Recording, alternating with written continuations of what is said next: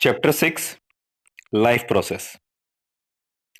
आज हम बात करेंगे लाइफ प्रोसेस की। ये सबसे इंपॉर्टेंट टॉपिक है, सबसे इंपॉर्टेंट चैप्टर है। इसमें से सबसे ज्यादा क्वेश्चन आते हैं और बड़ा चैप्टर है। ठीक है, क्लियर है? अगर आप इस एक चैप्टर को भी अच्छी तरह से कर लेते हो तो आपको कोई प्रॉब्लम नहीं आएगी। ठीक है बेटे, तो अब हम बात करते हैं लाइफ प्रोसेस की, क्या क्या होता है। तो देखते हैं, the maintenance of the living organism must go on even at the condition when they are not physically active. यानी कि लिविंग ऑर्गेनिज्म को अपना मेंटेनेंस करते रहना पड़ता है जब वो फिजिकली एक्टिव नहीं भी हो। ठीक है, क्लियर है? और उन सभी प्रोसेस को हम क्या कहते हैं? Even when we sit and during the sleeping, this maintenance job through cells functioning has to go on. मतलब कि जब आप आराम भी कर रहे हो, बैठे हो आराम से, तब भी आपको ये काम करना पड़ता है, यानी अपने लिविंग जो अपनी लाइफ का मेंटेनेंस करना होता है। ठीक है, clear? The life process include the activities perform by the different organ to maintain the body. यानी कि अलग अलग ऑर्गन लाइफ को मेंटेन करने के लिए जो भी एक्टिविटी करते हैं उसे हम क्या कहते हैं? लाइफ प्रोसेस कहते हैं। ओके, अभी थोड़ा भारी सा लैंग्वेज हो गया। सिंपल सी बात है, लाइफ को मेंटेन करने के लिए जो भी प्रोसेसेस होते हैं, जो भी एक्टिविटीज होती हैं, उन्हें कहते हैं life process. All the activities to maintain the life in the body is called life process. Okay, ये बात क्लियर हो गई आपको? सिंपल सी बात है, यानी कि प्रोसेस यानी एक्टिविटीज और लाइफ यानी लाइफ। तो लाइफ को मेंटेन या करने के लिए, लाइफ को बनाए रखने के लिए, लाइफ को कांस्टेंट फॉर्म में चला के रखने के लिए जो भी एक्टिविटीज होती हैं उसे हम कहते हैं लाइफ प्रोसेस कहते हैं। और उसका कोई एग्जांपल जो है वो कौन कौन से हो सकते हैं? न्यूट्रिशन, रेस्पिरेशन, ट्रांसपोर्टेशन, एक्सक्रीशन और बहुत सारी एक्टिविटीज हैं। ठीक है, पर मेजर ये चार एक्टिविटीज हैं। कौन कौन सी? न्यूट्रिशन है, देन और क्या होगा? रेस्पिरेशन है, देन ट्रांसपोर्टेशन है, देन एक्सक्रीशन है। ठीक है, तो ये चार मेजर एक्टिविटीज हैं जो कि हम किसमें जो है मानते हैं, इसको हम मानते हैं चार मेजर एक्टिविटीज। कौन सी हैं लाइफ प्रोसेस की? Nutrition, respiration, transportation and the excretion. अब ये प्लांट में भी पढ़ेंगे हम लोग, और ये हम किसमें पढ़ेंगे? हम ह्यूमंस में भी पढ़ेंगे, एनिमल्स में भी पढ़ेंगे। ओके, तो सबसे पहला आता है, यहाँ पे डेफिनेशन दे रखी है, छोटी छोटी डेफिनेशन है। न्यूट्रिशन, न्यूट्रिशन का मतलब क्या होता है? The process of obtaining energy through the consumption of the food is called nutrition. अब देखो, सिंपल सी कहानी है। What is nutrition? न्यूट्रिशन का मतलब है आप फूड कैसे, आप न्यूट्रिशन एंड एनर्जी। अब फूड से आपको एनर्जी मिलती है, ठीक है, लेकिन फूड से आपकी बॉडी बिल्डिंग मटेरियल भी मिलता है, फूड आपका स्टोरेज मटेरियल भी होता है। तो न्यूट्रिशन है क्या? ठीक है, all the activity to obtain the food is called nutrition.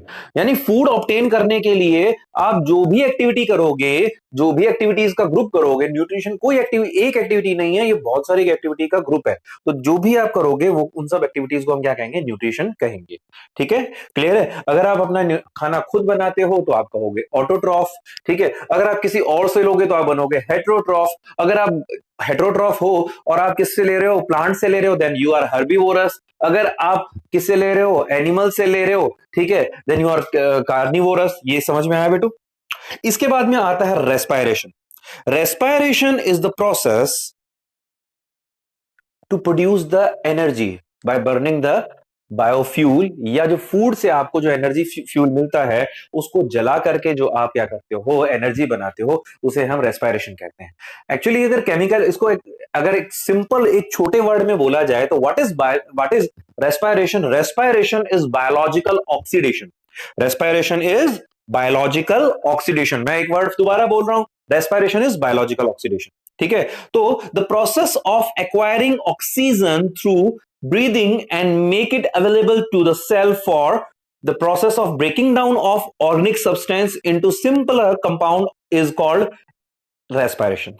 Okay, मतलब कि जो है फ्यूल है, ठीक है, ऑर्गेनिक जो फ्यूल है हमारे पास में, ऑर्गेनिक कंपाउंड है, उसको तोड़ करके सिंपल उसे एनर्जी निकालने को हम क्या बोलते हैं? इसको हम कहते हैं रेस्पिरेशन। इसके बाद में आता है transportation. Transportation is the process by which food and oxygen is carried from one organ to another organ of the body, ठीक है। लेकिन अगर प्लांट की बात आएगी तो प्लांट में ऑक्सीजन की जगह क्या वर्ड यूज हो जाएगा, फूड एंड वाटर। प्लांट में वाटर एक जगह से दूसरी जगह जाता है, ठीक है, ओके, क्लियर है। तो transportation is the conduction or carrying the food and other material from one place to another place in the body, okay, clear है। फूड तो प्लांट में भी होगा, एनिमल में भी होगा, लेकिन प्लांट में वाटर होगा, ऑक्सीजन नहीं, एनिमल में ऑक्सीजन आ जाएगा, ठीक है, क्लियर है बेटे। Excretion. Now, what is excretion? It is the process by which metabolic waste byproduct are removed from the different organ and release out from the body. मतलब कि metabolic waste जो है उसको बाहर निकालने को हम कहते हैं excretion. मैं थोड़ा सा आपको अब सिंपल सी बात बताऊं, excretion का मतलब है एक्स्ट्रा को हटाना. Whatever it is extra in your body, you have to remove from the body.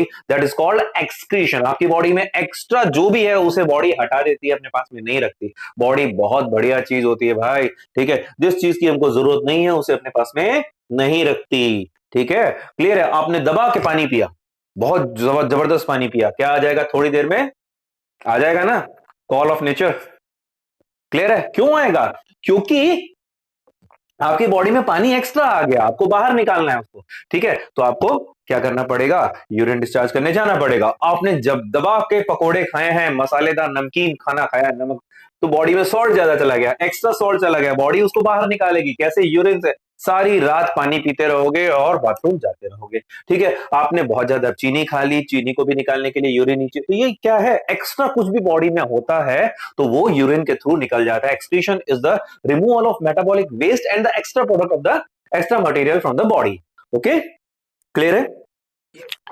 Now अब ये है इन टेक्स्ट क्वेश्चन जो कि पेज नंबर 95 पे है, उसके है, उनको एक्सप्लेन किया गया है, why is diffusion insufficient to meet the oxygen requirement of multicellular organism like human। यानी कि हमारे जो मल्टीसेलर ऑर्गेनिज्म हैं उसमें उसको पूरा करने के लिए डिफ्यूजन एक इनसफिशिएंट मेथड क्यों है, ठीक है। Multicellular organism such as human possess complex body design, they have specialized cell and tissue for the performing various necessary function of the body such as intake of food and oxygen. Unlike unicellular organism, multicellular cells are not directly contact with the outside environment, therefore diffusion cannot meet their oxygen requirement. चलिए अब यहां पर देखते हैं ये question हमसे पूछता क्या और हमें आंसर क्या देना है। ये क्वेश्चन कहता है कि जैसे कि यूनिसेलुलर ऑर्गेनिज्म के अंदर जो गैस एक्सचेंज होता है वो डिफ्यूजन से हो जाता है, बाहर के एनवायरनमेंट में ऑक्सीजन होती है, हम सेल ने अंदर ले ली और से अंदर वाली जो कार्बन डाइऑक्साइड है बाहर छोड़ दी है, डिफ्यूजन मेथड से होता है और आराम से हो जाता है। लेकिन ये मल्टीसेलुलर ऑर्गेनिज्म में क्यों नहीं होता। तो एक्चुअली हमारी बॉडी क्या होती है, हमारी बॉडी बहुत सारी सेल से बनी होती है और हमारी बॉडी के जो है, हमारी बॉडी जो है बहुत सारी सेल से बनी होती है और हर सेल एनवायरनमेंट के टच में नहीं होती, ठीक है, हर सेल एनवायरनमेंट के टच में नहीं है, एयर के टच में नहीं है, इसीलिए या वाटर के टच में नहीं है, ठीक है। क्या ये बात समझ में आई आपको, क्लियर है। सिर्फ बाहर बाहर वाली सेल ही क्या है एनवायरनमेंट के टच में है, क्लियर। इसलिए क्या होता है कि हर सेल एनवायरनमेंट से गैस एक्सचेंज नहीं कर सकती, बॉडी के अंदर की सेल जो है, इनसाइड की जो सेल है वो क्या है गैस एक्सचेंज नहीं कर सकती, कुछ खास सेल ही कर सकती है। इसीलिए जो ऑर्गेनिज्म क्या होते हैं, छोटे हैं, ज्यादा बड़े नहीं हैं, ठीक है, या ज्यादा कॉम्प्लेक्स स्ट्रक्चर नहीं है, उनके अंदर तो क्या होता है कि डिफ्यूजन से हो जाता है, क्योंकि हर एक सेल पानी के कांटेक्ट में होती है, ठीक है, हर एक सेल जनरली क्या होता है पानी के कांटेक्ट में होती है, तो इसलिए गैस एक्सचेंज हो जाता है। लेकिन हमारे अंदर क्या होता है, जो सेल्स अंदर की सेल हैं वो एयर या वाटर के कांटेक्ट में नहीं है, इसलिए उनके साथ में क्या है गैस एक्सचेंज नहीं हो सकता। इसलिए हम ब्रीदिंग करके पहले एयर को अंदर लेते हैं, फिर क्या होता है, फिर गैस एक्सचेंज होता है लंग्स से, फिर उस ऑक्सीजन को लेके कौन जाता है, ब्लड लेकर के जाता है। क्लियर है बेटे, हमारी बॉडी की हर एक सेल तक ब्लड जो है ऑक्सीजन कौन लेके जाता है, ब्लड लेके जाता है, और वापस कार्बन डाइऑक्साइड कौन लेके आता है, ब्लड ही लेके आता है, ठीक है। तो आपको मेरे ख्याल से ये बात समझ में आ गई होगी। what criteria do we use to decide whether something is alive or not। मतलब कि कोई जिंदा है उसको देखने के लिए हम कौन सा क्राइटेरिया देखते हैं, any visible movement such as walking, breathing or growing is generally used to decide whether something is alive or not. However, a living organism can also have movement which are not visible to the naked eye. Therefore, presence of life possess is a fundamental that can be used to decide whether something is alive or not. अब देखो किसी को कोई जिंदा है या नहीं है, ये देखने के लिए हम क्या क्या दे सकते हैं। सबसे पहले आप देखते हैं, देखो अब प्लांट अलाइव है या नहीं है, ये देखें कि नहीं, इसके लिए अलग मेजर होगा, एनिमल के लिए अलग होगा। सबसे पहले हम एनिमल की बात करते हैं तो देखते हैं कि भाई ये मूवमेंट कर रहा है कि नहीं कर रहा, इसमें किसी तरह का मोशन है कि नहीं है, सांस ले रहा है नहीं ले रहा। लेकिन अब प्लांट अगर जिंदा है नहीं है, ये कैसे देखा जाए? ठीक है, इसके लिए देखना पड़ेगा, हमें वेट करना पड़ेगा कि वो प्लांट क्या जैसे प्लांट मुरझा तो नहीं जा रहा, ठीक है, प्लांट में ट्रांसपोर्टेशन हो रहा है कि नहीं हो रहा। ठीक है, अगर ट्रांसपोर्टेशन होगा, ठीक है, ट्रांसपीरेशन होगा तो क्या होगा, लीफ क्या रहेंगी, खुली रहेंगी, फूली फूली सी रहेंगी, वरना मुरझा जाएंगी। आप अगर किसी प्लांट की डाल को तोड़ कर, किसी ब्रांच को तोड़ करके रख देते हो तो क्या होता है, धीरे धीरे धीरे उसकी पत्तियां मुरझा जाती हैं, ढीली हो जाती हैं, गिर जाती हैं। आपको पता चल जाता है कि ये क्या है, अब लाइव नहीं है। ओके, तो क्लियर हो गया बेटा। ठीक है, एनिमल्स में हम लोग ये देखेंगे कि मूवमेंट कर रहा है, क्योंकि सिंपली विजिबल चीजें क्या होती है, मूवमेंट होती है। ठीक है, एक और चीज होती है, कभी कभी जनरली क्या होता है, अगर ये भी देखा जा सकता है कि टेम्परेचर कैसा है, ठीक है, ये सब चीजें देखी जा सकती है। ओके, इसके बाद थर्ड क्वेश्चन है, what are the outside raw material used for by an organism. ठीक है, ओके, तो an organism used outside raw material mostly in the form of food and oxygen. The raw material required by the organism can be quite varied depending on the complexity of organism and its environment. ठीक है, अब यहां पर बात कर रहे हैं कि कौन कौन से आउटसाइड के जो मटेरियल हैं जो कि एक ऑर्गेनिज्म यूज कर सकता है। जनरली क्या होते हैं, दो ही चीज आप बाहर से लेते हो। ठीक है, एक तो लेते हो क्या, फूड, दूसरा लेते हो ऑक्सीजन, तीसरा क्या लेते हो यार, तीसरी भी एक चीज है जो यहां लिखी हुई नहीं है, वैसे तो फूड में मेंशन हो जाती है, वो क्या है, वाटर। वाटर भी आप बाहर से लेते हो। ठीक है, क्लियर है। अब हमारे कई भाई लोग कहेंगे सर हमारे यहाँ पे तो कोई लोग अल्कोहल भी लेते हैं बाहर से, ठीक है, नहीं, तो वो एक अलग चीज है, वो लिविंग ऑर्गेनिज्म सभी नहीं लेते, ठीक है, वो ह्यूमन की प्रॉब्लम है। ठीक है, समझ में आया भाई। तो हम लोग क्या लेते हैं, फूड, वाटर एंड ऑक्सीजन, जो हम बाहर से लेते हैं। ठीक है, ओके, क्लियर है भाई, ये बात समझ में आई, दैट्स ऑल। तो ये तीन चीजें हैं। फूड क्या तीनों का जरूरत आपको समझ में आ गई, तीनों की जरूरत क्या होती है, फूड क्यों लेते हैं हम लोग। फूड क्या करता है, हमारे चार चीजों का सोर्स होता है। फूड किस चीजों का सोर्स होता है, चार चीजों का, एनर्जी का सोर्स, बॉडी बिल्डिंग मटेरियल का सोर्स, तीसरा एक इसका सोर्स होता है बेटा, तीसरा ये होता है स्टोरेज मीडिया, जो एनर्जी स्टोर करके रखता है उसका भी सोर्स फूड ही है। ठीक है, और चौथा ये बॉडी रेगुलेशन का भी सोर्स होता है, कि भाई बॉडी रेगुलेशन मटेरियल का भी सोर्स होता है, आपकी बॉडी सही तरह चलती रहे उसके मटेरियल भी इसी में ही होते हैं। ठीक है, याद रहेगा। इसके बाद में आता है, और दूसरा अब वाटर की बात करें, वाटर क्या होता है, वाटर बहुत इंपॉर्टेंट होता है, फूड के साथ साथ में वाटर इंटेक करना बहुत जरूरी होता है। ठीक है, क्यों, क्योंकि बॉडी की जितनी भी एक्टिविटीज हैं किस मीडियम में हो रही है, सेल के अंदर जितनी भी एक्टिविटीज हो रही है वाटर के अंदर हो रही है। तो वाटर के बहुत सारे काम होते हैं, इसीलिए इसे basic of the life, basis of the life कहते हैं। जल ही जीवन का आधार है, water is the basis of life. ठीक है, तो ये इसमें आता है। इसके बाद में तीसरा आता है O2, ऑक्सीजन। ओके, ऑक्सीजन क्या काम करती है, जो फूड बन होता है, फूड को जला करके उससे क्या निकालती है, ये एनर्जी निकालती है। ऑक्सीजन क्या करती है, बर्निंग का काम करती है। ठीक है, बायोलॉजिकल ऑक्सीडेशन के लिए क्या करती है, ऑक्सीजन जुड़ती है, तभी जाकर के क्या होगा, बायोलॉजिकल ऑक्सीडेशन होगा। ऑक्सीजन बहुत जरूरी है। समझ में आ गया बेटे, ये तीनों का काम समझ में आ गया। ठीक है, अब है what process would you consider essential for the maintaining the life. Clear है, लाइफ को मेंटेन करने के लिए आपको कौन कौन से प्रोसीजर चाहिए, प्रोसेस करने होंगे। तो चार मैंने आपको बताए थे इंपॉर्टेंट प्रोसेस, कौन कौन से, nutrition, respiration, transportation and the excretion. सिर्फ ये चार प्रोसेस हैं ये आपको करने हैं। अब सबसे पहला प्रोसेस आता है न्यूट्रिशन। ठीक है, क्या हम न्यूट्रिशन पे चले? क्या हम न्यूट्रिशन पे चले? ओके। न्यूट्रिशन क्या है? Nutrition the process by which an organism take food and utilize it, it is called nutrition. यानी कि वो सभी प्रोसेस जिससे कोई ऑर्गेनिज्म फूड लेता है और उसे यूज करता है, उसे हम क्या कहते हैं? न्यूट्रिशन कहते हैं। क्लियर है? जैसे कोई अपना खाना खुद बना रहा है तो उसे क्या कहते हैं? ऑटोट्रॉफ कहते हैं। ठीक है, अगर कोई अपना खाना खुद बना रहा है ऑटोट्रॉफ कहते हैं, दूसरों से ले रहा है हेटरोट्रॉफ कहते हैं। ठीक है, ओके। अब आता है need of nutrition. Why we need the nutrition? हमें न्यूट्रिशन की जरूरत क्यों है? हमें क्यों चाहिए nutrition? Organism need energy to perform various activities. पहली जरूरत एनर्जी मिलती है। ठीक है, the energy is supplied by the nutrients. Organism need various raw material to grow and repair that. वो भी कहां से मिलता है? फूड से ही मिलता है।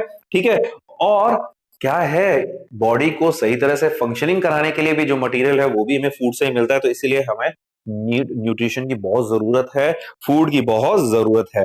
अब आता है न्यूट्रिएंट्स क्या होते हैं? What are the nutrients? Material which provide nutrition to organism is called nutrient. यानी कि हमको न्यूट्रिशन देने वाले मटेरियल को हम क्या कहते हैं? न्यूट्रिएंट्स कहते हैं। ठीक है, जो ज्यादा क्वांटिटी में चाहिए उन्हें कहते हैं मैक्रोन्यूट्रिएंट्स या मेन न्यूट्रिएंट। ठीक है, ओके। और जिनको जो कम क्वांटिटी में चाहिए उन्हें क्या कहते हैं? माइक्रोन्यूट्रिएंट कहते हैं। मैक्रोन्यूट्रिएंट में कौन आते हैं? Fat, carbohydrate, protein. और माइक्रो में कौन से आते हैं? Minerals and vitamin. ये बहुत कम अमाउंट में चाहिए होते हैं। अब आता है types of nutrition. Types of nutrition की बात करें तो टाइप्स ऑफ न्यूट्रिशन कितने तरह का होगा? बेसिकली ये कितने तरह के होते हैं? दो तरह के होते हैं। ठीक है, टाइप्स ऑफ न्यूट्रिशन में अगर न्यूट्रिशन देखा जाए तो बेसिकली कितने तरह का होता है? दो तरह का होता है। पहला होता है ऑटोट्रॉफ, दूसरा होता है हेटेरोट्रॉफ। ऑटोट्रॉफ न्यूट्रिशन, ऑटो मतलब सेल्फ, ट्रॉफ मतलब फीड, खुद को फीड करते हैं, अपना खाना खुद बनाते हैं। ठीक है, बिल्कुल क्लियर है। लेकिन अब खाना बनाने के लिए इनको एनर्जी तो चाहिए ना, तो इनमें से कुछ तो क्या करते हैं? सनलाइट से एनर्जी लेते हैं, इन्हें फोटोट्रॉफ कहते हैं। और कुछ जो होते हैं वो किससे एनर्जी लेते हैं? केमिकल से एनर्जी लेते हैं, उन्हें कीमोट्रॉफ कहते हैं। ठीक है, क्लियर है बेटे? फोटोट्रॉफ का एग्जांपल है हमारे green plants. All green plants are phototrophs, और उनके अंदर लाइट से एनर्जी लेते हैं। तो उस एनर्जी के लिए लेने के लिए इनके खास तरह का पिगमेंट होता है, इसे हम कहते हैं क्लोरोफिल। ठीक है, ये बात समझ में आई बेटे? तो ये बात समझ में आई। कीमोट्रॉफ कौन से होते हैं? जो केमिकल एनर्जी से एनर्जी लेते हैं, केमिकल एनर्जी लेते हैं। अब ये कौन से होते हैं? Sulphur bacteria. सल्फर बैक्टीरिया जो हॉट स्ट्रीम के अंदर मिलते हैं वो क्या करते हैं? केमिकल एनर्जी लेते हैं।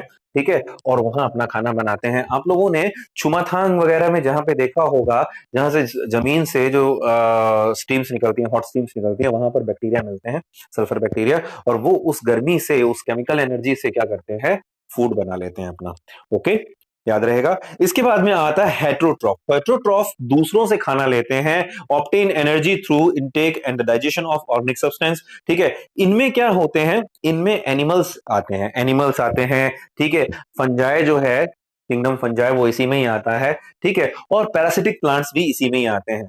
क्लियर है बेटे? तो ये हेटरोट्रॉफ होते हैं। हेटरोट्रॉफ अलग अलग तरह के हो सकते हैं। मैंने फिर बताया कि अगर ये क्या कर सकते हैं, ये होलोजोइक भी हो सकते हैं, खाना खाने वाले भी। ठीक है, मतलब जैसे अमीबा है। ठीक है, ये सब क्या है? ये होलोजोइक है। ये पहले खाना खाएंगे, उसके बाद उसे डाइजेस्ट करेंगे। ठीक है, कुछ होते हैं सेप्रोट्रॉफ। सेप्रोट्रॉफ क्या करते हैं? जो गला गंदगी कचरा है, डेट्रीवोरस जो है, जो क्या करते हैं? डेड ऑर्गेनिक मटेरियल को खाते हैं। अब ये पहले खाने को डाइजेस्ट करते हैं, देन उसे एब्जॉर्ब करते हैं। ठीक है, क्लियर है? हम लोग पहले खाते हैं फिर डाइजेस्ट करते हैं। ये लोग सेप्रोट्रॉफ क्या है? पहले खाने को डाइजेस्ट करते हैं फिर एब्जॉर्ब करते हैं। ओके, क्लियर है? तो ये आपको समझ में आ गया। इसके अलावा और भी तरह के होते हैं, लेकिन फिलहाल हम इतना ही बात करेंगे।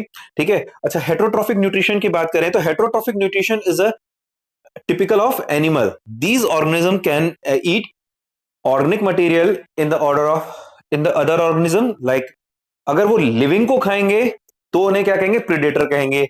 और अगर डेड को खाएंगे तो उन्हें कहेंगे स्क्वेंजर्स। ठीक है, क्लियर है? एवेंजर नहीं सुनना, स्कैवेंजर्स। ठीक है, ओके। अब सेप्रोट्रॉफिक जो होते हैं, सेप्रोट्रॉफिक जो है वो किसको खाते हैं? डेड ऑर्गेनिक मटेरियल को खाते हैं, जो मर सड़ रहा है उसे खाते हैं। They digest dead material using enzymes and then उसको वो एब्जॉर्ब कर लेते हैं। क्लियर है बेटे? पैरासाइट क्या होते हैं? इनका एक और भी टाइप होता है पैरासाइट। पैरासाइट क्या करेगा? खाएगा भी और रहेगा भी उसी पे। पैरासाइट का मतलब क्या होता है? जो फीड करे किसी दूसरे ऑर्गेनिज्म पे और उस पे रहे भी। ठीक है, जैसे कि लड़कियों के सिर में जुएं होती है ना। ठीक है, क्लियर है? मैं ये कोई लड़की गुस्सा नहीं करेगी। ठीक है, अब जो जुएं हैं वो क्या है? एक्चुअली तुम्हारे सिर के बालों में जुएं रहेंगी और तुम्हारा एक खून पिएंगी, मतलब रह भी तुम्हारे ऊपर रही हैं और खून भी तुम्हारा पी रही हैं। That is called parasite. याद रहे? ओके, क्लियर है? यहां तक कोई दिक्कत? तो हेट्रोट्रॉफिक बेसिकली अब यहां पे मैंने बता ही दिया था, सेप्रोफिटिक और होलोजोइक मैं आपको पहले ही बता दिया था। ठीक है, क्लियर है? यहां पे कोई इश्यू है किसी को तो बता दो। नो, ठीक है। तो ये क्या होगा? ये आपका न्यूट्रिशन के मोड है, मोड्स ऑफ न्यूट्रिशन है। ठीक है, ये आपके खत्म होते हैं। इसके बाद में आता है अब न्यूट्रिशन इन द प्लांट की बात करते हैं। प्लांट की न्यूट्रिशन की बात करें, प्लांट के अंदर जितना भी न्यूट्रिशन होता है that is called phototrophic nutrition. Autotrophic है लेकिन ये इसको फिर फोटोट्रॉफिक क्यों कहते हैं बताओ? क्योंकि ये किससे एनर्जी लेके फूड बना रहे हैं अपना? ऑटोट्रॉफिक, क्योंकि अपना खुद फूड बनाते हैं, that's why it is called autotrophic. लेकिन किससे एनर्जी लेके लेते हैं? सनलाइट से एनर्जी लेते हैं, लाइट से एनर्जी लेते हैं, that is why it is called phototrophic. Clear है बेटे? Green plant prepare their own food, they make food in presence of sunlight. याद है सनलाइट, तो इसीलिए से क्या कहते हैं? फोटोट्रॉफ। ठीक है, sunlight provide the energy, carbon dioxide water are the raw material. यानी खाना बनाने के लिए रॉ मटेरियल क्या है? कार्बन डाइऑक्साइड एंड वाटर है। Chloroplast is the site where food is made. और वो कौन सा पिगमेंट था जो कि सनलाइट को एब्जॉर्ब कर रहा था? That is chlorophyll. Yes, that is chlorophyll. ठीक है, तो ये क्या करते हैं? ये क्या है? ये फूड बनाने का मेथड है और इसे कहते हैं फोटोसिंथेसिस। फोटो यानी लाइट, सिंथेसिस यानी बनाना। क्या बनाना? खाना बनाना। The process by which green plant prepare food is called photosynthesis. ठीक है, in the presence of sunlight by the help of chlorophyll pigment. Okay, ये दो चीजें मैंने एडिशनल ऐड की है। During this process solar energy is converted in the chemical energy and carbon carbohydrate is formed. यानी कि इस पूरे के पूरे प्रोसेस में जो सोलर एनर्जी है, सनलाइट से जो एनर्जी मिलती है, वो सारी की सारी किस में कन्वर्ट हो जाती है? वो सारी की सारी किस में कन्वर्ट हो जाती है? केमिकल एनर्जी में कन्वर्ट हो जाती है। और वो केमिकल एनर्जी को हम नॉर्मल लैंग्वेज में क्या नाम देंगे? Food. Food is a form of chemical energy. तुम ठीक है, क्लियर है? तो वो फूड में कन्वर्ट हो जाती है। क्लियर है? और फूड क्या क्या है? फूड क्या है? एक्चुअली कार्बोहाइड्रेट होता है। Green leaves are the main site of photosynthesis. Green leaves are the main site of photosynthesis, क्योंकि उनके अंदर क्या होती है? ग्रीन कलर की सेल होती है। ग्रीन कलर की सेल में ग्रीन कलर का एक सेल ऑर्गेनेल होता है। इस सेल ऑर्गेनेल का नाम होता है क्लोरोप्लास्ट।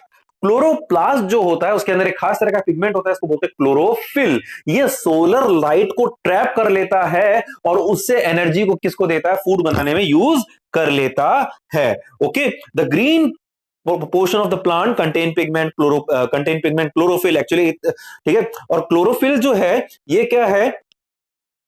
क्लोरोफिल क्या करता है? ये लाइट एनर्जी को ट्रैप कर लेता है। कंटेन द पिगमेंट, क्लोरोप्लास्ट नहीं है, क्लोरोफिल होता है। ठीक है, इनके अंदर एक जो ऑर्गन होता है, तो समझ में आया?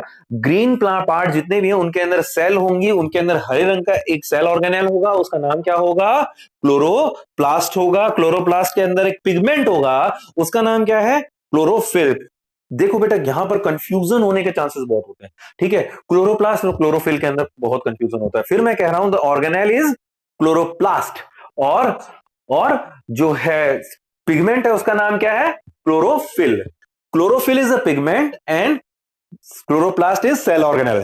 बिल्कुल बिल्कुल। The whole process photosynthesis can be shown in the following equation. यानी कि 6CO2, 6 कार्बन डाइऑक्साइड के मॉलिक्यूल्स 6 वाटर के मॉलिक्यूल से मिलते हैं, लाइट से एनर्जी लेते हैं और क्या बन जाता है? C6H12O6, जिसको ग्लूकोज भी कहते हैं। और इस पूरे प्रोसेस में कितनी ऑक्सीजन बाहर निकलती है?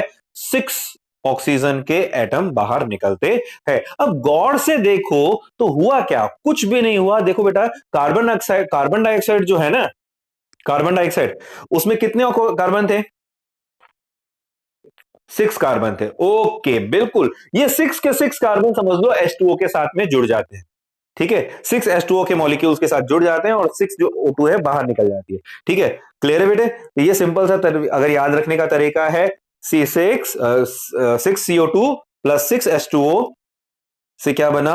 ग्लूकोज बना, और 6 ही क्या निकले? ऑक्सीजन। ठीक है, 3 छक्के हैं यहां पे। कौन कौन सा? पहला छक्का कौन सा है? पहला 6 कौन सा है? Carbon dioxide. दूसरा 6 कौन सा है? Water molecule. तीसरा 6 कौन सा है?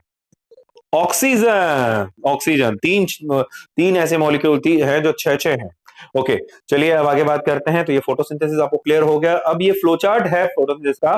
फोटोसिंथेसिस में आप सन से लाइट ले रहे हैं, सन से आपकी लाइट आई। ठीक है, और आपने वाटर वाटर भी लिया, फिर कार्बन डाइऑक्साइड लिया, और लीफ ने इन तीनों के साथ मिलकर के क्या है, क्लोरोफिल की प्रेजेंस में क्या बना दिया? फूड बना दिया, ग्लूकोज बना दिया, जो कि स्टार्च में बदल गया, और जो एक्स्ट्रा ऑक्सीजन थी वो बाहर निकल गई। अब मैं अगर आपसे पूछूं what is the main product of the photosynthesis, आप बोलेंगे फूड। नो बेटा, food. Okay, food is the main product of the photosynthesis. Photosynthesis में क्या बनाते हैं? फूड बनाते हैं बेटा, फूड ही बनाते हैं, ओनली फूड। अगर वन वर्ड आंसर हो तो फूड। लेकिन अगर आपसे ये क्वेश्चन पूछे what is the by product of the photosynthesis, इसमें आपको फूड नहीं, इसमें वो ऑक्सीजन है। ठीक है, लेकिन अगर मैं आपसे ये पूछूं कि फोटोसिंथेसिस के एंड में क्या बनता है, तो आपको फूड के साथ ऑक्सीजन दोनों लिखने पड़ेंगे, क्योंकि दोनों बनाने पता नहीं यहाँ पे। ठीक है, अगर मेन प्रोडक्ट पूछे तो लिखेंगे फूड, अगर बाय प्रोडक्ट पूछे तो क्या लिखेंगे, क्या बोलेंगे बेटा? ऑक्सीजन। और अगर कुल मिला के पूछा गया है तो बोलेंगे फूड एंड ऑक्सीजन। बिल्कुल समझ में आ गया बेटे, बहुत बढ़िया। अब आता है स्टेप्स ऑफ द फोटोसिंथेसिस, यानी फोटोसिंथेसिस के स्टेप क्या है। सबसे पहला है sunlight activate the chlorophyll which lead to the splitting of the water molecule. ठीक है, अब सनलाइट क्या करती है? सनलाइट क्या करती है बेटा? सनलाइट किसको तोड़ देती है? सल वाटर को तोड़ देती है, वाटर मॉलिक्यूल को तोड़ देती है। ठीक है, the hydrogen release by splitting of the water molecule is utilized for the reduction of the carbon dioxide and produce carbon dioxide। अब वाटर को अगर तोड़ेंगे तो वाटर में से अगर ऑक्सीजन निकाल दी जाए तो बचा क्या? बिल्कुल, हाइड्रोजन। H2O में से O निकल गया तो बचा हाइड्रोजन, और ये हाइड्रोजन किसके साथ जुड़ जाती है? कार्बन डाइऑक्साइड के साथ जुड़ करके क्या बनाती है? कार्बोहाइड्रेट। तो पहला स्टेप क्या है? वाटर को तोड़ा, किसने तोड़ा? सनलाइट ने तोड़ दिया। ठीक है, वाटर को टूटने से क्या निकली? Hydrogen plus oxygen. ऑक्सीजन अलग हो गई और हाइड्रोजन अलग हो गई। हाइड्रोजन किसके साथ जुड़ी? कार्बन डाइऑक्साइड के साथ जुड़ के उसने क्या बना दिया? कार्बोहाइड्रेट। वेरी गुड, बिल्कुल simple. Oxygen is the by product of the photosynthesis. Carbohydrate is subsequently converted into the starch. अब यहां कार्बोहाइड्रेट जो पहले बनता है, actually starch is also a carbohydrate. यहां पर कार्बोहाइड्रेट वर्ड का मतलब है ग्लूकोज जो है बाद में किस में बदल जाता है? स्टार्च में बदल जाता है, and stored in the leaf and other storage part. अलग अलग पार्ट में ये स्टोर हो जाता है। ठीक है, the splitting of the water molecule is the part of light reaction. ठीक है, अब जो फोटोसिंथेसिस है उसके दो पार्ट होते हैं। एक तो लाइट की मौजूदगी में होता है, उसे कहते हैं लाइट रिएक्शन, और एक जो है लाइट की एब्सेंस में होता है, उसे कहते हैं डार्क रिएक्शन। लाइट रिएक्शन कहां होती है? लाइट रिएक्शन क्लोरोप्लास्ट में ही होगी। दोनों रिएक्शन फ्लोरोप्लास्ट में होगी, लेकिन एक रिएक्शन जो लाइट रिएक्शन होती है वो कहां होती है? थाइलेकॉइड के अंदर होती है। नहीं बेटा, थाइलेकॉइड में होती है। और जो ये होती है डार्क रिएक्शन होती है वो होती है कहां पर? स्ट्रोमा में। ओके, समझ में आया बेटा? ठीक है, क्लियर है? तो मुझे बताओ दिन में कौन सी होगी, लाइट रिएक्शन या डार्क रिएक्शन? एक्चुअली दो दिन में लाइट रिएक्शन होती है, पर डार्क रिएक्शन दोनों टाइम, रात में भी हो सकती है और दिन में भी हो सकती है। ठीक है, ओके, क्लियर है? How do raw material for the photosynthesis become available to the plant. अब ये जो रॉ मटेरियल बन गया है वो प्लांट को अवेलेबल कैसे कराए? जो भी स्टार्च बना है, ग्लूकोज बना है, जो भी मटेरियल बना है, फूड बना है, वो प्लांट आगे कैसे लेके जाता है, ये देखते हैं। और ये बनता कैसे है, ठीक है। अब जैसे वाटर है, ये कैसे आता है इनके पास में, तो water comes from the soil through xylem tissue in the root and stem. Carbon dioxide come in the leaf through stomata. Leaf पर छोटे छोटे छेद होते हैं, हमने पिछली बार भी पढ़ा था। लीव्स पे क्या होते हैं, छोटे छोटे पोर्स होते हैं, इनको स्टोमेटा कहते हैं, ठीक है। स्टोमेटा कहते हैं। स्टोमेटा के दोनों तरफ क्या होती हैं, दो सेल होती है जिनको गार्ड सेल कहते हैं। गार्ड सेल की दीवार, जो अंदर वाली दीवार जो होती है वो बहुत मोटी होती है, बाहर वाली दीवार पतली होती है। तो जब गार्ड सेल में पानी भरता है ना, तो क्या होता है, बाहर वाली दीवार फूलती है तो क्या होता है, धीरे धीरे जो है स्टोमेटा खुल जाते हैं, ठीक है। और जब उसमें से पानी निकलता है तो गार्ड सेल सिकुड़ती है और उसमें से क्या होता है, स्टोमेटा बंद हो जाते हैं, ठीक है। सिंपल मैकेनिज्म है ये, क्लियर है। तो कार्बन डाइऑक्साइड कहां से आया, एयर से आया, स्टोमेटा से आया। और वाटर कहां से आया बेटा, रूट से आया। रूट से कौन लेके आया, जाइलम लेके आया, नहीं बेटा, जाइलम लेके आया, रूट से जाइलम लेके आया, ठीक है। क्लियर है। पानी को कौन कंडक्ट करता है, जाइलम करता है, ठीक है। और सनलाइट किसने ट्रैप की, लीफ में भी क्लोरोप्लास्ट, क्लोरोप्लास्ट में भी क्लोरोफिल ने। वेरी गुड बेटा, ठीक है। Okay, significance of the photosynthesis. Photosynthesis के सिग्निफिकेंस क्या है, ठीक है। Okay, photosynthesis main way through which solar energy is made available for different living being. ये फोटोसिंथेसिस ही है जिसकी वजह से क्या होता है कि सोलर एनर्जी को किसी भी तरह से केमिकल एनर्जी में बदला जाता है, ठीक है। ओके, और कोई रास्ता नहीं है भाई। आप सोचो कि ठीक है, अब आप सोचते हैं सर, मैं कई बार बच्चों से पूछता हूं कि जो सन है वो एनर्जी का अल्टीमेट सोर्स है, एक ही सोर्स है अर्थ पे एनर्जी का, सन ही है। कैसे, देखो अब आपको सर पेट्रोल का सोर्स तो सन नहीं है ना, या कोयले का सोर्स तो सन नहीं है ना, लेकिन हाँ है। क्यों, क्योंकि पेट्रोल और कोयले के अंदर जो केमिकल एनर्जी आई है वो कहां से आई है, वो पहले पेट्रोल या लिविंग ऑर्गेनिज्म ही थे ना, जिनका फॉसिलेशन होने के बाद में ये क्या बने, फॉसिल फ्यूल बने, ठीक है। ये बात क्लियर हुई बेटे। तो photosynthesis the main way through which solar energy is made available for the living being. Green plant are the main producer of the food in the ecosystem, ठीक है। इकोसिस्टम में मेन फूड प्रोड्यूसर कौन होते हैं, green plant होते हैं। All other organism directly और indirectly depend on the green plant for the food. मतलब बाकी लोग इन्हीं से ही फूड लेते हैं, डायरेक्टली लें या इनडायरेक्टली लें। जो डायरेक्टली लेते हैं उन्हें क्या कहते हैं, herbivorous. The process of photosynthesis also help in the maintenance of the balancing of the carbon dioxide and oxygen in the air। जहां पर क्या होगा, फोटोसिंथेसिस में क्या निकलती है, कार्बन डाइऑक्साइड यूज होती है और ऑक्सीजन निकलती है। तो कार्बन डाइऑक्साइड थोड़ी सी हार्मफुल गैस है, ठीक है, क्लियर है। तो इसको जो एनवायरनमेंट में कंट्रोल रखना बहुत जरूरी है। तो जितने ज्यादा प्लांट होंगे उतना फोटोसिंथेसिस ज्यादा होगा और ऑक्सीजन बढ़ेगी, कार्बन डाइऑक्साइड कम होगी, ठीक है। ओके, आप देखते हो गर्मियों में लेक में ऑक्सीजन का लेवल बढ़ जाता है, ठीक है, लेकिन सर्दियों में लेक में ऑक्सीजन का लेवल कम हो जाता है। क्यों ऐसा, क्योंकि सर्दियों में जितनी भी लीव्स हैं वो सारी की सारी खत्म हो जाती हैं।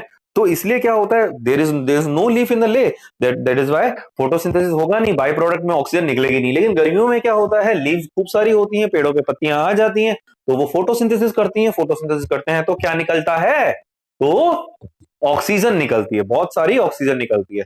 बहुत सारी ऑक्सीजन निकलती है तो ऑक्सीजन लेवल बढ़ जाता है, ठीक है। ओके, तो ये क्या है, ये आपका फोटोसिंथेसिस का रास्ता जो है वो इंपॉर्टेंस है कि क्या क्या जरूरी है। Sunlight strike chlorophyll molecule in the leaf and it is captured. फिर वाटर आया, कार्बन डाइऑक्साइड आई, और इनसे मिलकर का क्लोरोफिल ने क्या बना दिया, ग्लूकोज बना दिया, और क्या बनाया, ऑक्सीजन भी बनाई। ऑक्सीजन बाहर रिलीज हो गई, ठीक है, और ग्लूकोज इसको इसने स्टार्च में कन्वर्ट कर दिया, ठीक है, क्लियर है। तो ये प्रोसेस था किसका, फोटोसिंथेसिस का, ठीक है, क्लियर है। जहां पर भी आपको लगे कि भाई अब इससे ज्यादा नहीं झेला जा सकता तो बता देना, क्लियर है। आगे पढ़ना है, ठीक है, आगे पढ़ना है सबको। फिर आगे बात करते हैं एनिमल न्यूट्रिशन की, ठीक है। आज अभी एक बार के लिए, एक बार मैं इतना ही पढ़ाता हूं,